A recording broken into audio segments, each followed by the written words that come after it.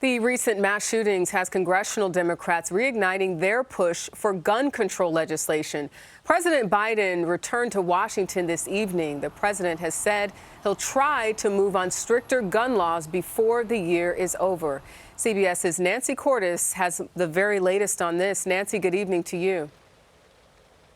Good evening, Jerika. Yeah, the issue is important enough to the president that he took a break from his vacation here to talk to reporters about it. But the legislative reality has not changed. His party does not have the votes for major new gun laws, and it's only going to get harder for them once Republicans take control of the House in January.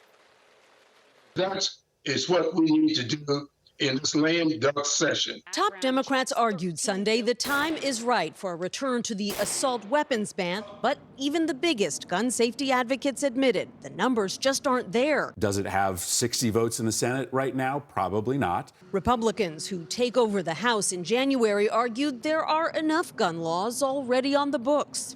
If passing a bill would simply end gun violence, then I think you would have overwhelming support in Congress for that. It saves lives. Here on Nantucket, President Biden lamented the fact that some laws just weren't enforced in recent mass shootings, including a red flag law that could have kept guns out of the hands of a man who killed 5 and injured dozens more at an LGBTQ nightclub in Colorado Springs last week. In this case, it wasn't pursued by the local sheriff agency.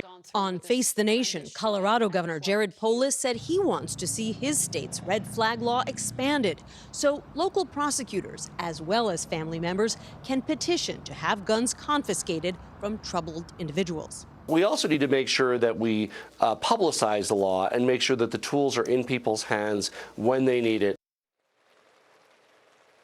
Congress last passed an assault weapons ban back in 1994, but allowed it to lapse 10 years later. And House Democrats have passed similar bans repeatedly since, as recently as this July. And they want to do it again next month. But that ban has never been able to pass the very closely divided Senate.